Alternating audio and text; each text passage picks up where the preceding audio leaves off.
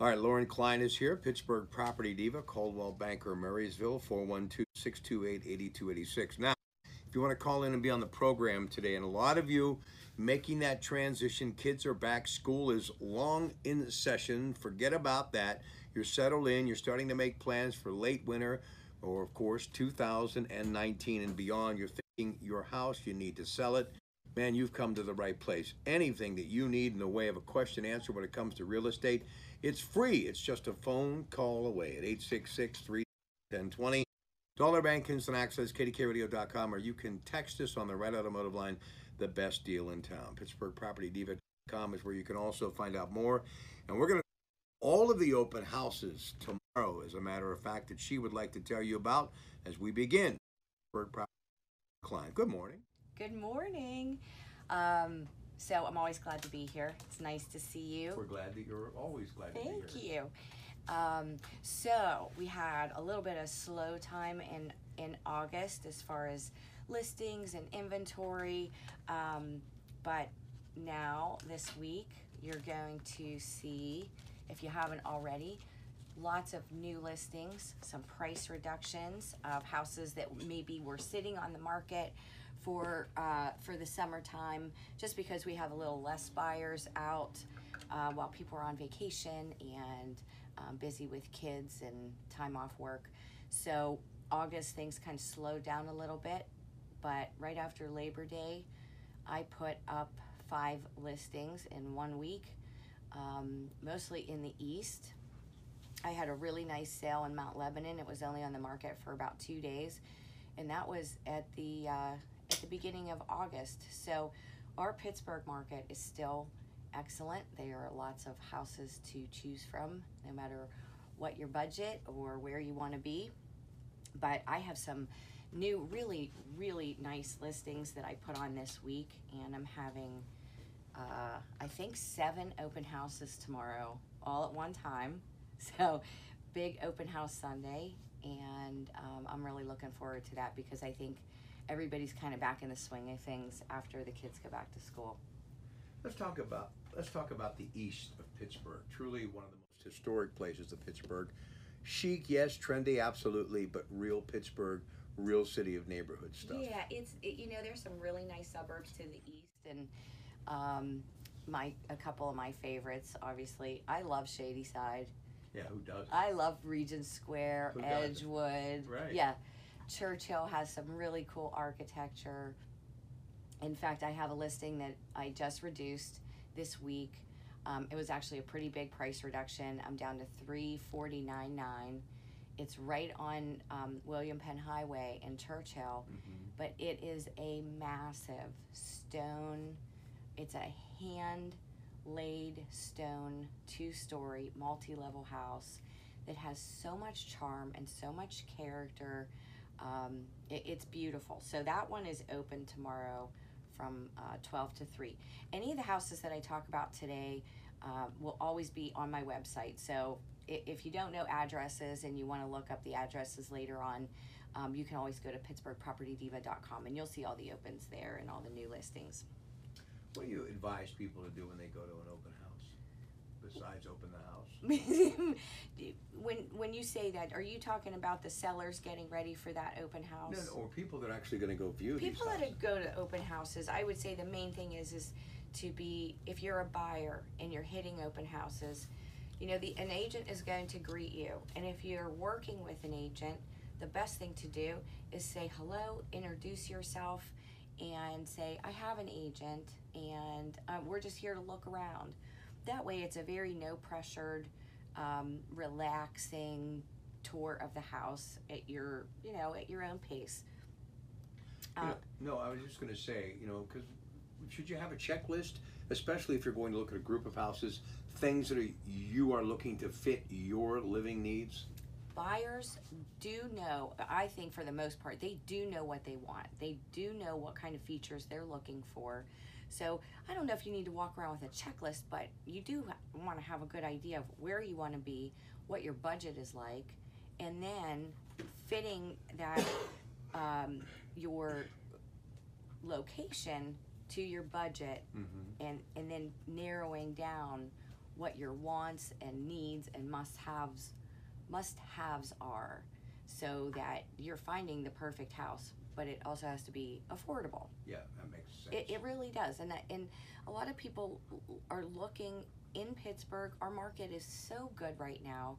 Prices are, you know, we're careful about how we price houses. We don't want to overprice them because they won't appraise. We don't want to undersell them. We want to position them on the market to be sold either at list price or within a few percentage points of where that list price is. Mm-hmm.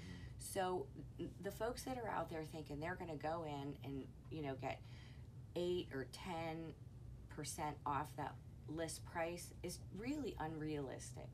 So it's lining up the expectations with reality in a particular area, in a particular budget. You know, and I've often said the reason you need to focus on your budget, and everybody has one, because it's, yeah, I know, love at first sight, but sooner or later, if you choose that house, you have to live within that house by living within a budget. And that love relationship will always be there, but it will fade with time. And if you have not stay within your budget, that could really come back to haunt you. Well, I never want anybody to be house poor. Right. And your budget is as important to me when I'm your agent as it is to you. I'm not going to sell you a house that you can't afford comfortably. It just doesn't make sense for either of us. So it may have all the bells and whistles, but if at the end of the day it is not affordable, then it's not meant to be. All right, listen, Lauren Klein is here. If you have a question, 866-391-1020. Next hour, Mary Ellen Pfeiffer, the Waters of Wexford, the guys from True Value, will join us at 10 o'clock today. And then our final hour today, AAA Central Talking Travel, it's Amtrak with Tracy Edwards. Now, why are we finishing today at noon? Because we're going to be carrying the Pirates-Miami game, first pitch at 105 on KDK Radio, because everything all day long, right up until PIMG Sports and 93.7 The Fan, it's the Panthers hosting the Nittany Lions of Penn State, and they'll kick that off at 8 o'clock. So a busy sports day here at the plant, but we're talking real estate and more to come in a moment on KDK Radio. Good morning.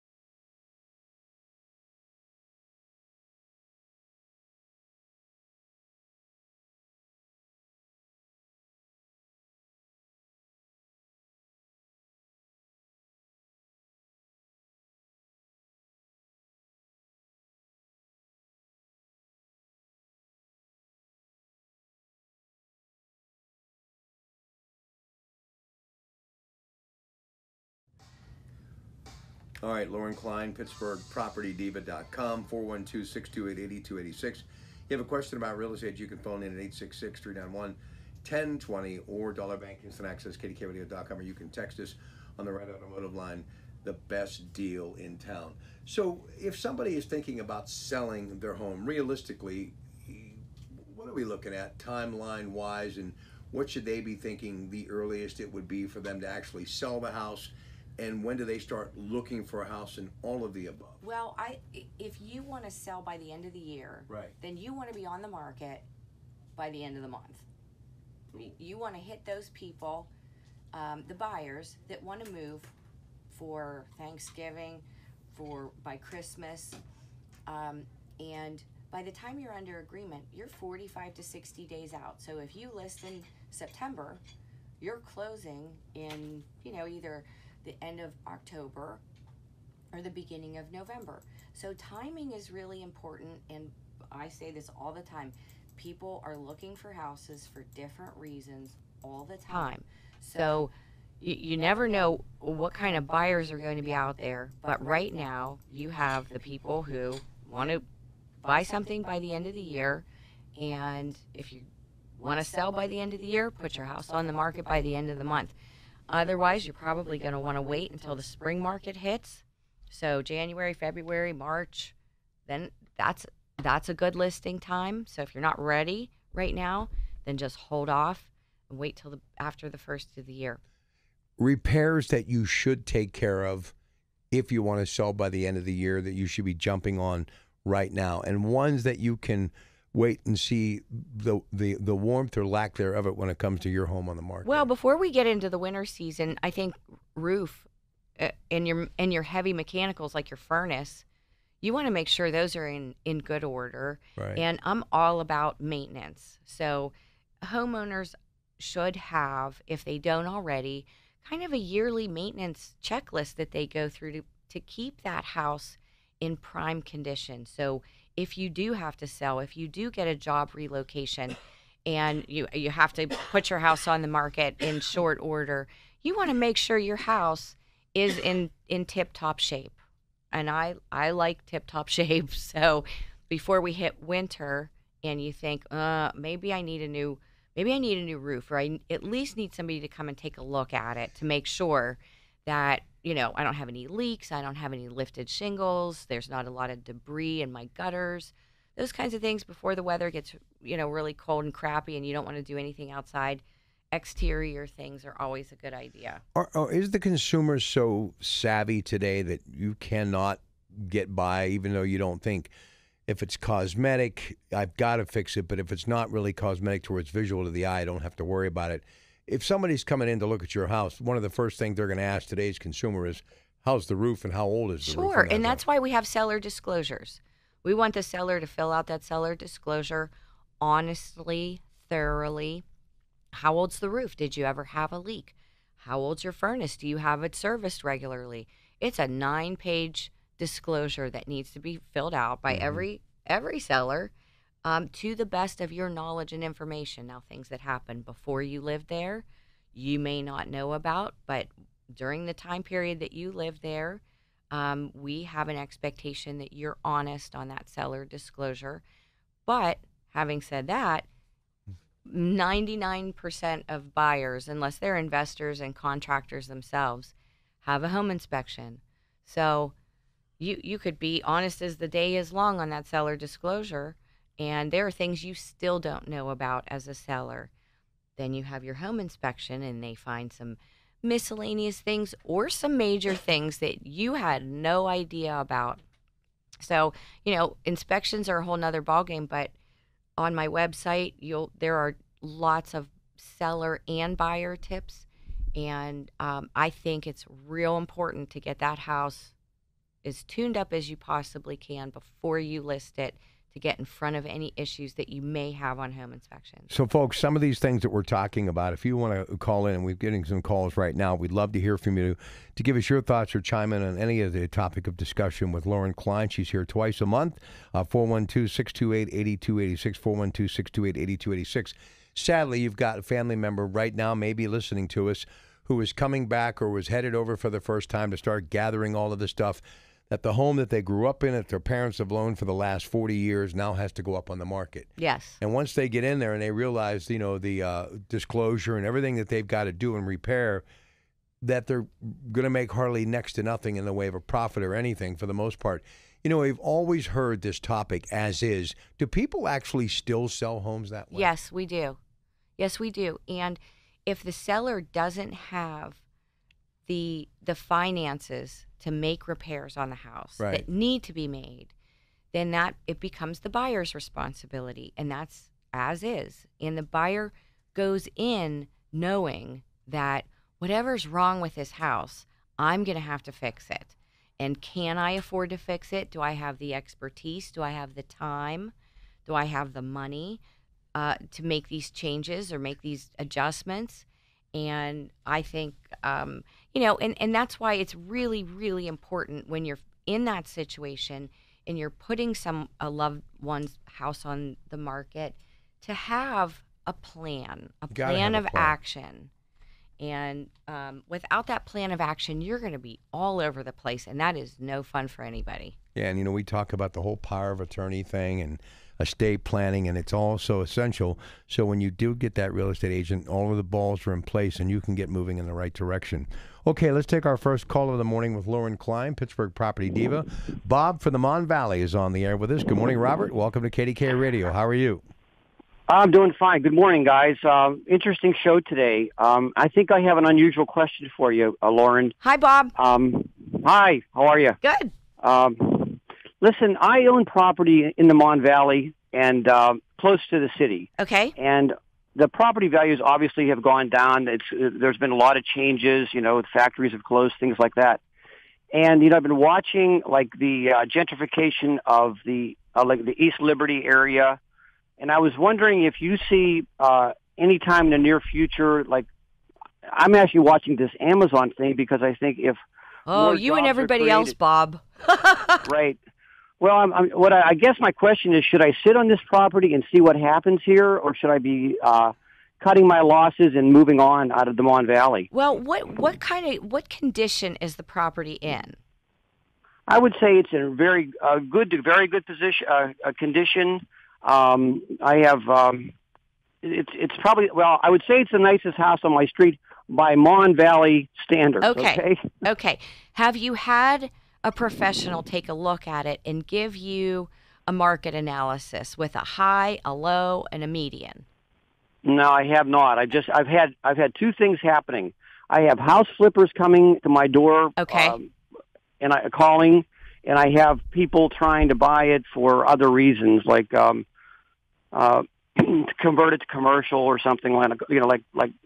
So right now I'm just kind of trying to figure out whether I need to cut my losses and give it up, or just kind of wait it out.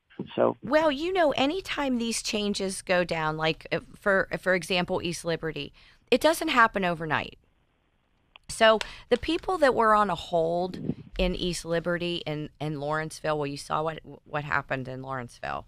Correct. The houses that you could buy, 15 or 20 years ago for $20,000, are worth $500,000 now. Right. And that's kind of where we are in the Mon Valley, Lauren. I think that's what's happened. Right. Yeah. So I would say if you're not in any rush and you don't need the money, let just sit and hold. You obviously have interest because people are coming to you. Right? Right. Right. Absolutely right. Yeah. Right. People are coming to me. Yes. Yes. So I would maybe hold until next spring and see what the market changes. Okay. Well, all right. I was looking for the best advice in town, and I guess I got it. Well, so I hope so. Thank you, Bob. Is intuition pretty much your instinct still the best way to go? It has to be. You have to be thoughtful in your analysis, and nobody has a crystal ball.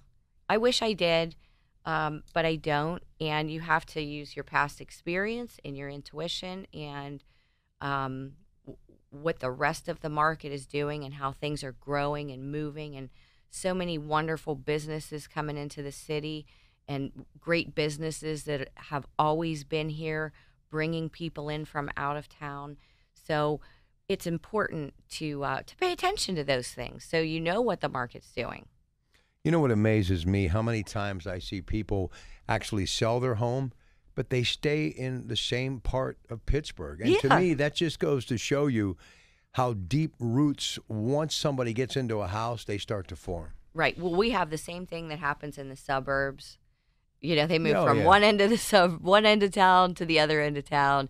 They move up, they move down, they downsize, you know. But usually I think Pittsburghers are loyal, and they stay put for the most part. They do. Unless they get tired of the weather. All right, listen, it's okay. Got to have the seasons. We'll take a break, and we'll come back after CBS Radio News and a brief commercial break. We'll get right back to your phone call. So if you have anything on your mind in the way of real estate, Lauren Klein is here up until 9 o'clock. And then Mary Ellen Pfeiffer is here, the Waters of Wexford. Love what they do. She'll step in from 9 until 10. Then the guys from True Value. And, of course, at 11 o'clock, AAA Central Talking Travel. And today, Tracy Edwards is going to be talking about seeing the country via Amtrak. Pretty cool stuff. So stay with us today on KDK Radio. Good morning.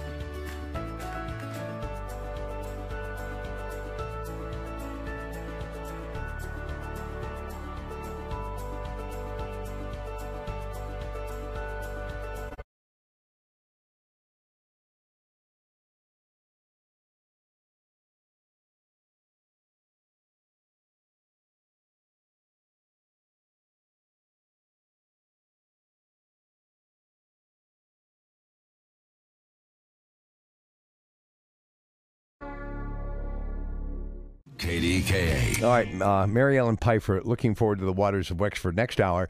But right now, it's the incredible talent of Lauren Klein, PittsburghPropertyDiva.com, 412-628-8286. You know, we were talking about all of her open house listings that she has tomorrow, and you can see for yourself by going to PittsburghPropertyDiva.com. But here's the question. How do you get your house prepared for an open house? She's going to give you the answer right now. Well, if you miss this and you don't have time to take notes, you can always download the Prepare for Showings and Open Houses flyer on PittsburghPropertyDiva.com, which is it's a really easy. It's only 8 things that I have on here to keep it simple. But people, what do they do when they first get to your house? They see the outside. So you want to make sure your grass is mowed, your shrubs are trimmed, you're mulched, your porch is nice and clean, your furniture is in good order on the front porch. A new welcome mat is only $9.99 at Walmart. And I'll sell you mine for $5. Yeah, new welcome mat on the front door always looks really nice. It does. And then once you get up to the front door, the trim on the front door. Is your doorknob falling off? Does the lock work? So you were on my porch last night. I might have been. My doorknob's falling off. Doorknob's falling off. So those are the kinds of things that really first impressions of that. Really pay attention to those things. I wonder how many people hire you. Well, I pay attention. I can be a very, very picky buyer, but in the nicest way, get you all ready to combat the picky buyer and make sure that everything is in good order. So paint, trim, front porch, very important. When you walk in the front door, do you want people to take their shoes off? Put a little sign up. Put a mat there for people to take their shoes off and walk through your house. Absolutely. See, I'm a big fan of that because that's the way it was when I was growing up. You just didn't walk into someone's house with your shoes on. And clump around in your shoes. No. Some people don't mind. Other people are very particular. If you are very particular, then you let your agent know, I want to sign up by the front door that says, please remove your shoes. And here's a mat, and it's real simple. You just take your shoes off and go through the house. Is it clean? Does it smell good?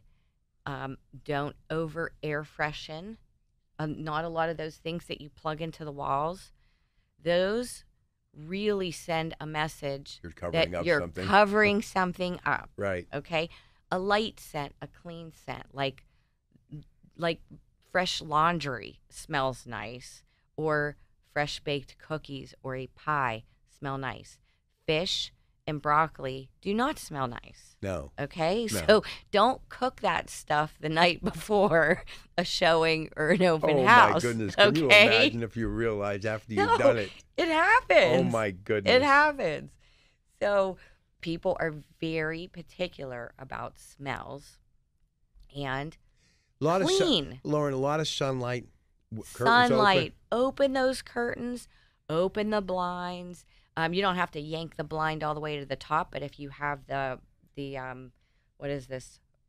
Horizontal? Yeah, I know what you mean. Horizontal blinds, open them up so the sunlight comes through. People love natural light. Get the pets out of the house if you have pets. Pets out of the house, pet bowls, pet beds, kitty boxes. Oh, yeah. Those kinds of things all need to go somewhere temporarily. Even if you put them in your shed, that's okay. But in the house where people are living, you want to make it as neutral and clean and fresh smelling as possible. Nothing, no dishes in the sink, nice clean countertop, toilet seats down in the bathroom. I am really fussy about toilet seats up. I don't know why. Put the toilet seat down in the bathroom. Please. Please. Make the beds. Fluff the pillows. Clean towels out in the bathroom. Garbage cans. If you have a lot of people have the built-in garbage can where it's just built into the cabinetry and you slide it out. Obviously, that's going to stay, but you want to make sure that it's clean so it doesn't smell like garbage. If you have a removable garbage can, take it downstairs and put it in your garage. Nobody wants to look at your garbage can. Vacuum your carpets, load the dishwasher, washer and dryer, when you go into a laundry room, nobody wants to look at all your laundry. Even if you have to just stuff it all into the washing machine and shut the lid and put the empty basket on the top, that's okay. I would go around to every room, do a nice little dust. Again, make sure those windows are nice and bright and open and nice and clean.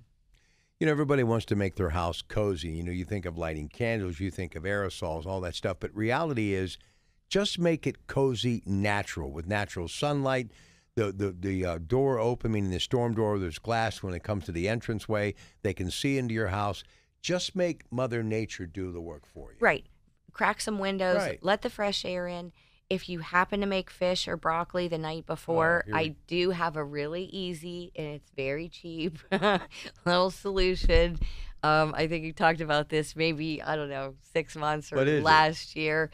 You take a little saucepan on the stove, right, a little bit of water, and an apple, some cinnamon. Nice. And you can put an orange in there and let it simmer. It'll smell like you just baked a pie. And then take that pot and you just stick it in the oven. That's it. You don't need to spray anything. You don't need to light candles or plug anything into the wall. So it's real easy. If you go to 4 out of 6 houses and it smells like apple pie, they either like apple pie or they had fish and broccoli. Right. That's what you're trying to tell me. All right, listen. So I go to PittsburghPropertyDiva.com. Uh-huh. Tell the folks what I'm going to see there. You are going to see all of my listings, all of the prices, the details, what I have open tomorrow. I want to say there's 6 or 7 open tomorrow, either from between 12 and 3 o'clock in the afternoon. Right.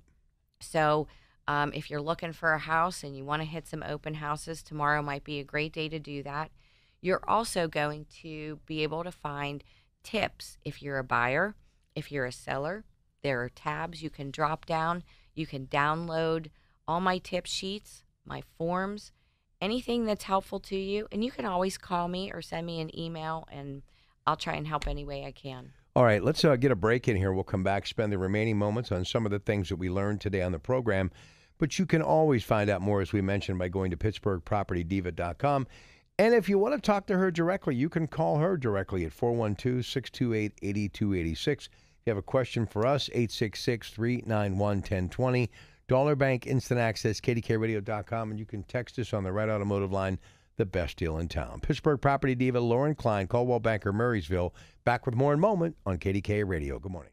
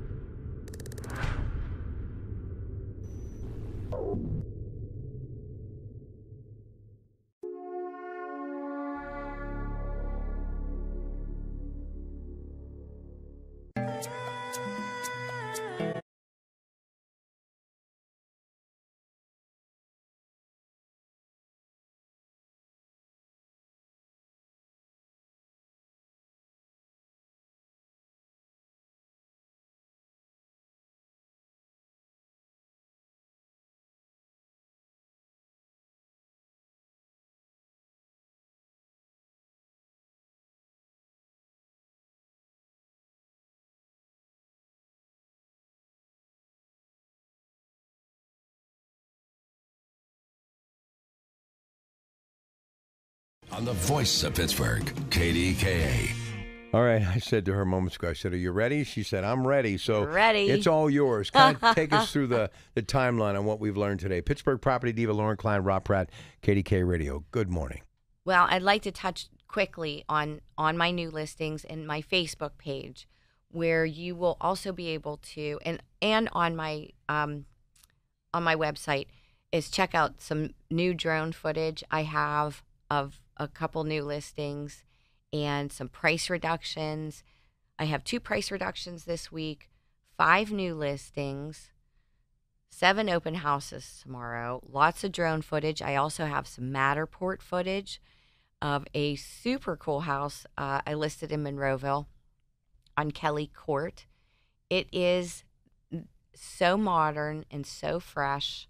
A lot of clean lines and open, tons of light, not a lot of furniture, beautiful brand new kitchen. In fact, the whole house is brand new on the inside.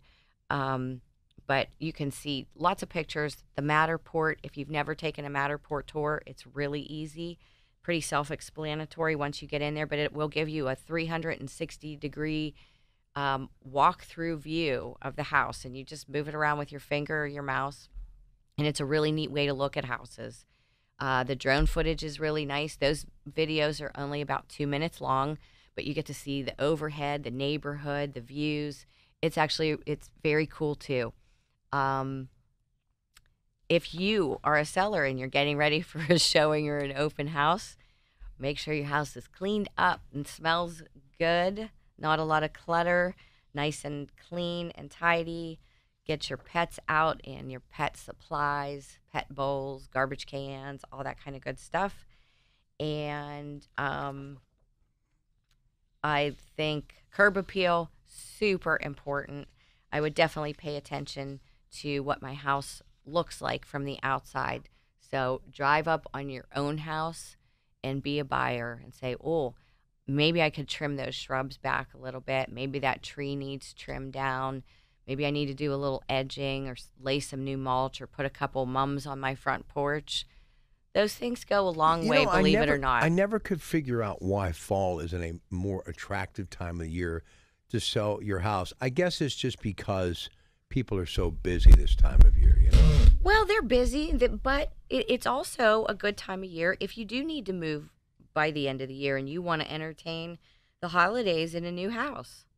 So it's just very buyer dependent what people are looking for and when they want to look for it. But this is when people put their best foot forward with their house. Really. Absolutely. And the first 30 days on the market are the most important days. Right. So you want to be positioned right price-wise, and you really want that house to shine, have some great marketing, and make sure you have professional photos of your house.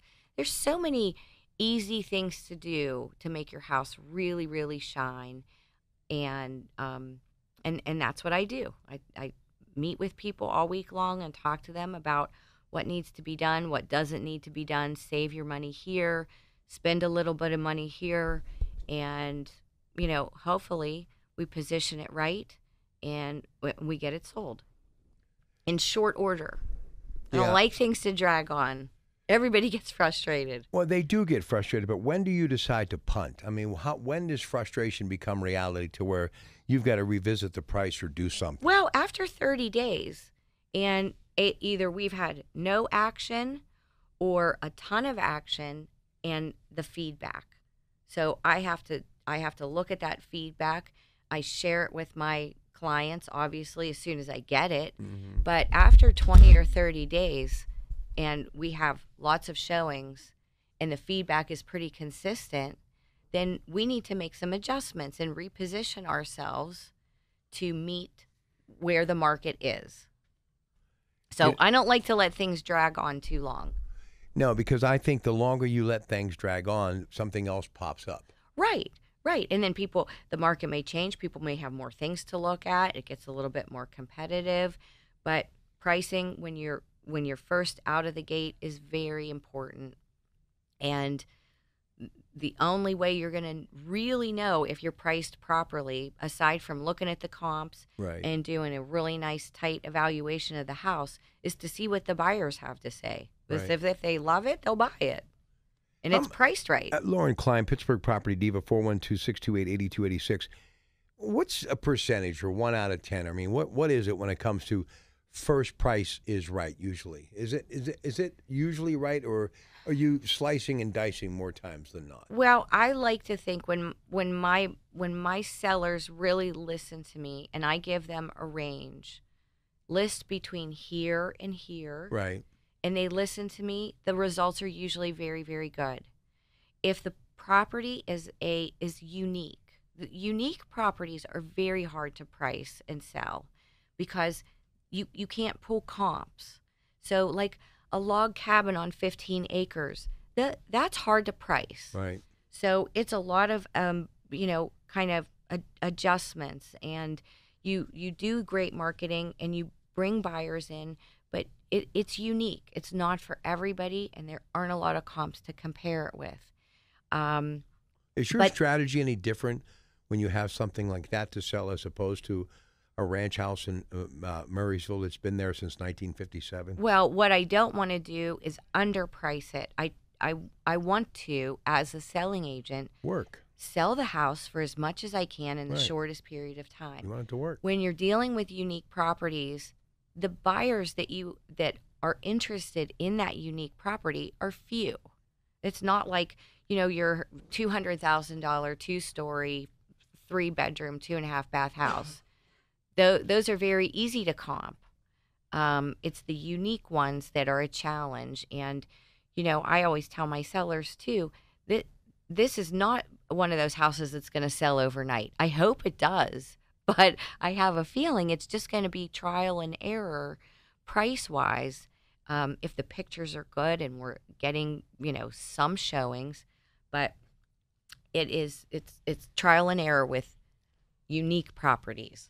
When standard houses in neighborhoods are a little bit easier to price, then you're talking about improvements and, do you have granite countertops and marble floors and hardwood floors and, what kind of upgrades have you made to the house? Those add value. See, that's why being a real estate professional is just that, more so than ever.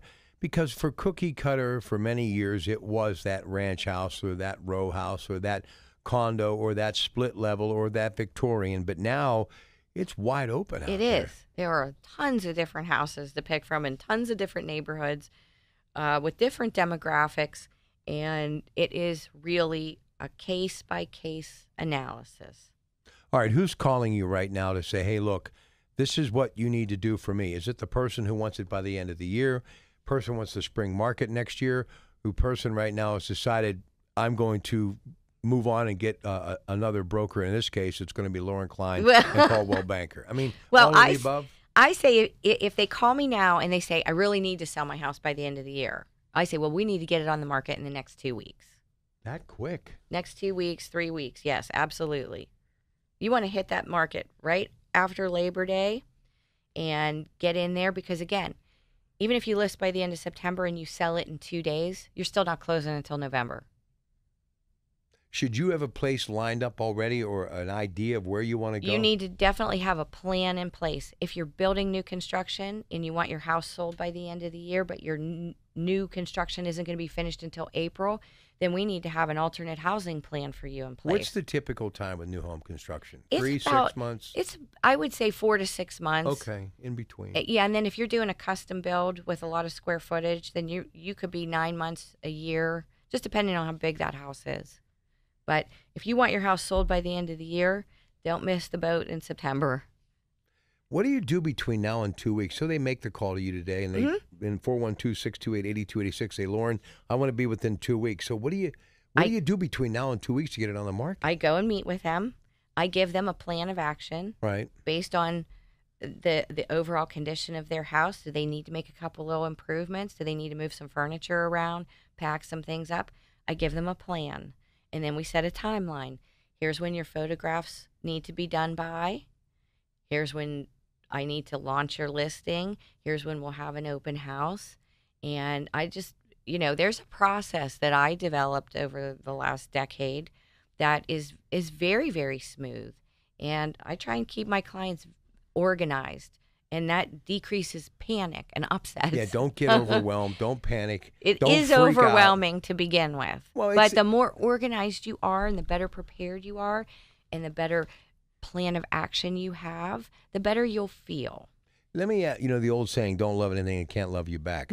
Now you tell me. But anyway, do young people today, not millennials, because that's too young, but I mean, maybe Generation X even, or younger baby boomers, are they as attached to their homes as our generation was, you think? I don't. Some are and some aren't. And it's almost good that they're not. Some are and some aren't. I find the most emotional attachment for me with clients is when children are selling their parents' homes for them. Yeah.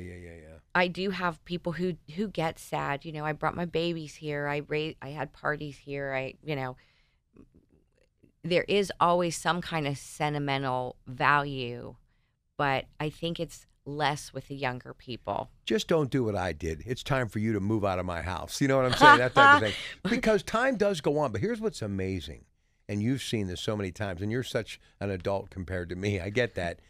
But you live in a place 30, 40 years, and it's everything that your house was. And within just 10 years, multiple families in some cases, even one family, it's like a whole new set of rules, a whole new stories being written. Yes. And it's like time stands still for no one. That's right. That's absolutely right. And me, I'm not one to get attached to houses. I could pack up and move next week. I like to move. I like new and getting settled, and I like all that. Doesn't bother me. Listen, it's been a joy. We'll see you in a couple of weeks. My pleasure. Thank you. 412-628-8286. Now, the Waters of Wexford, Mary Ellen Pfeiffer coming up. Love what they do, passionate about what they do. You're going to want to stay with us for that as we continue on your Saturday at KDK Radio. Good morning.